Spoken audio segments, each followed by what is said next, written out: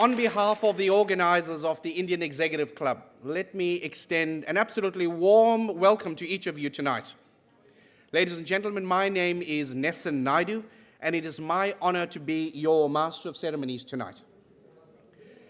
We have a wonderful evening planned for you. We want you to have a great time. There's great food, there's great drink. So if you are looking forward to a great evening, I am too. Now, we have a jam-packed evening for you tonight, so I'm going to get the show on the road.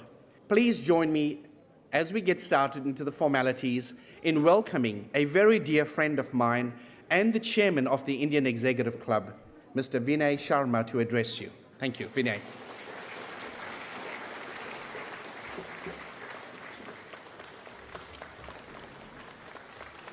Thank you, Nissan. The Indian Executive Club started in 2010 with the vision of supporting, recognizing, and profiling the businesses and executives from the growing Indian diaspora in Australia. With the support of members, valued sponsors, networks, and a dedicated team, the IEC today is recognized in Australia as a credible organization that enables deeper engagement with the growing Indian diaspora in Australia. Ladies and gentlemen, please join me in giving a very, very warm welcome to Dr. Ramesh Nataraja to speak on behalf of the Monash Children's Hospital.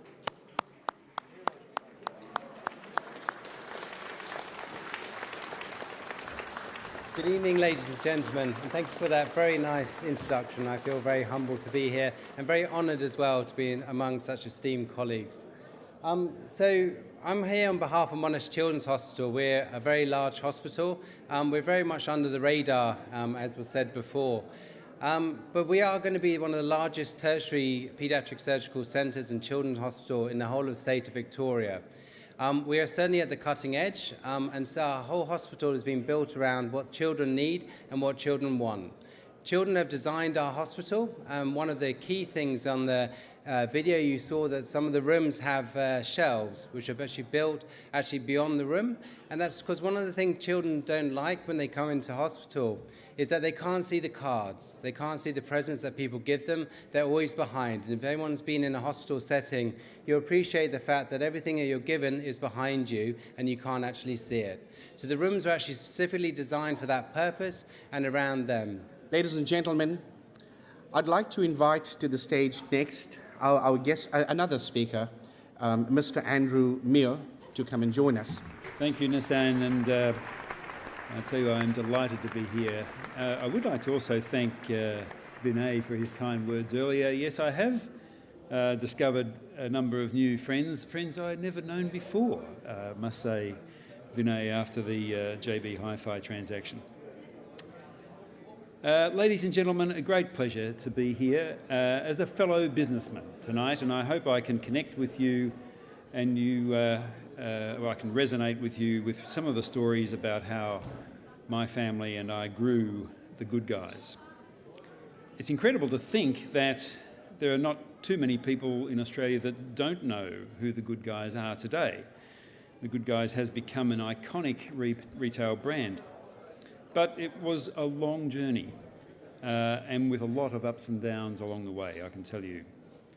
My father opened Ian Muir's Radio and Electrical Centre 65 years ago, 1951.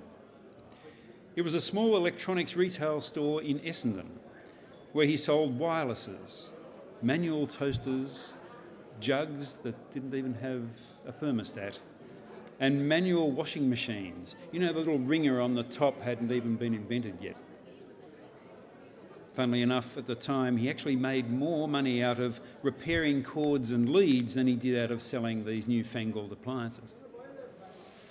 My career with the company started when I was just a teenager, and I worked on the shop floor wrapping Christmas gifts. I was on the wrap bar. I finally graduated to selling appliances part-time whilst I was studying economics and financial management at uni. And then I joined the company full-time in '87 as a company accountant after spending 4.5 years at what is now PricewaterhouseCoopers. At that point, the business had already been operating for 35 years. and yet still no one would have dreamed that we would have become number one in our industry. At the time, we had 6 stores in Melbourne, trading as Mighty Mewers, a total sales volume of $17 million, and at best, we were breaking even. We now have 103 stores, a very successful e-commerce business, and sales over $2 billion. A lot of our speakers have made concerted effort to be here. They have good wisdom to share, and let's just absorb what's available tonight. Satna, over to you.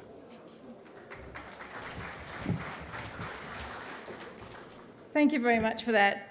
Good evening, ladies and gentlemen and distinguished guests. I'd like to pay my respects to the traditional custodians of this land where we're meeting today. Congratulations to all of the finalists and winners. It is indeed quite a journey for you to get here tonight.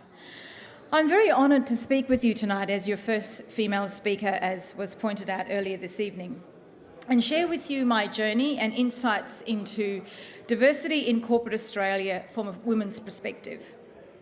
I was born in Fiji, second generation, what I call an FBI, Fiji-born Indian, and my grandfather from my mum's side was born in Patna.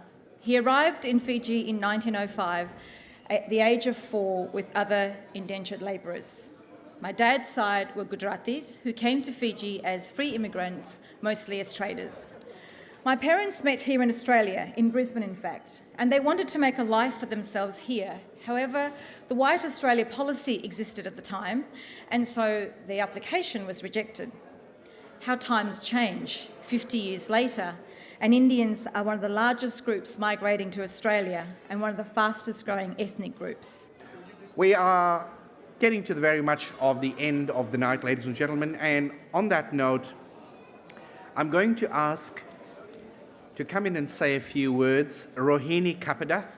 Now, Rohini is the chair of the Multicultural Ministerial Business Advisory Council.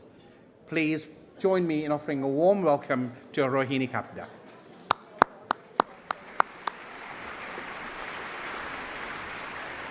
Well, good evening, everyone. What a night it's been. You know, everyone's a winner tonight, I think. Wouldn't you agree? But congratulations to all of our finalists and our winners.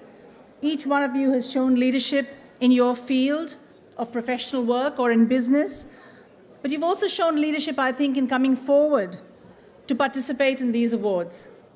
Because we can only be what we can see, and tonight's finalists and winners are role models for others to follow.